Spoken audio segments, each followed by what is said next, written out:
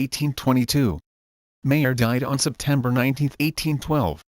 Through his will, he left 1 billion francs to his 5 sons and business instructions pertaining to marriage, total family control and absolute secrecy. Rothschild policies include total ruthlessness in all business dealings. 17. Everything is shrouded in secrecy.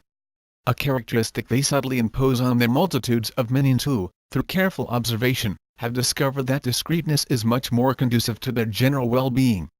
Every money-making opportunity is just business war, terror, genocide, mass public plunder, all disguised with the right rhetoric for mass acceptability. The Rothschild family epitomized the phrase international banker. There really are evildoers. They are just not those that have been so publicly targeted. In January 1814, Nathan had received a lucrative contract with the British government to supply coinage to pay the British troops who were fighting in the European balance of power playoff, the Napoleonic War. Both sides were financed by the House of Rothschild.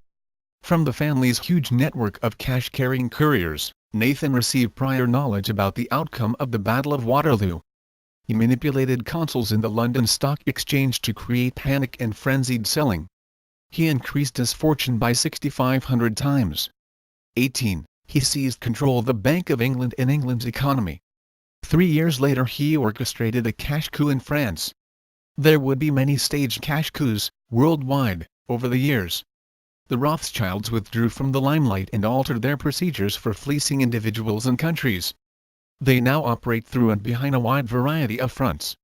19. Adherence to the Constitution would mean no foreign entanglements. There would be friendship to all, alliances with none. There would be no income tax, no inflation or national debt. If properly run, as the Constitution dictates, our God-given personal freedoms would allow everyone to retain the fruits of their labor, leading to independence and prosperity. Big European banks viewed America's Constitution, which authorized no debt money, as a major threat to their plans. The possibility of individual prosperity and independence would attract the intelligence and wealth of all countries. Hence, according to the Illuminati agenda, America had to be destroyed. 20. With such freedom to prosper, the European bankers decided that the business connection was America's Achilles heel. The Rothschild House, through their Warburg Schiff connection, financed Rockefeller's Standard Oil empire, Edward Harriman Railroads and Andrew Carnegie Steel. These American business magnates would buy and control politicians. To facilitate the progress of their American operations, and the re-establishment of a central bank, the Rothschilds sent one of their top agents, Paul Moritz Warburg, to New York in 1902 to take charge of their assault.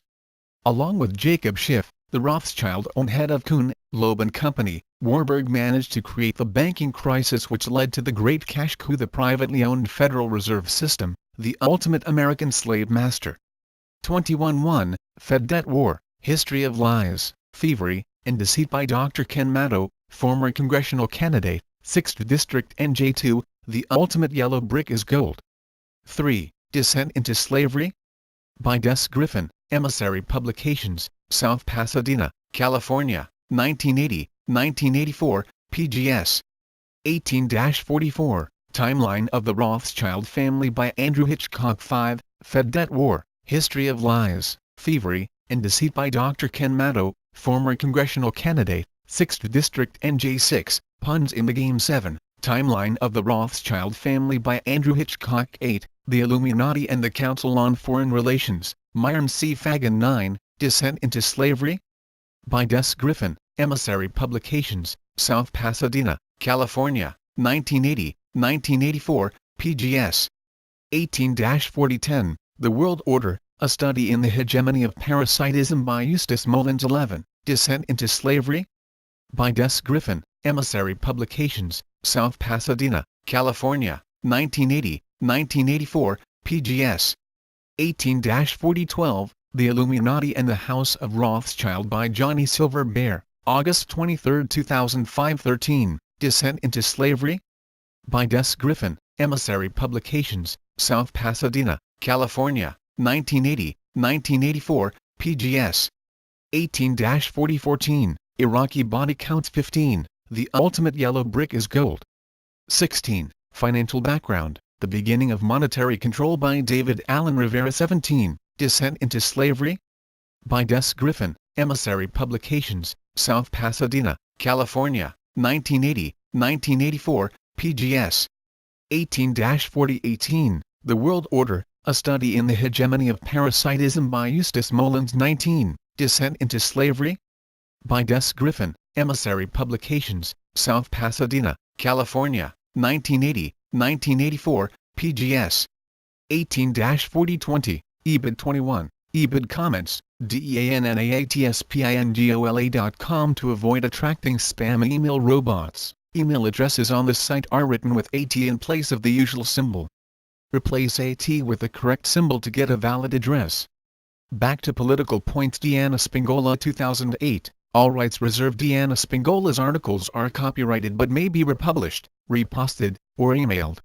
However, the person or organization must not charge for subscriptions or advertising. The article must be copied intact and full credit given. Deanna's website address must also be included.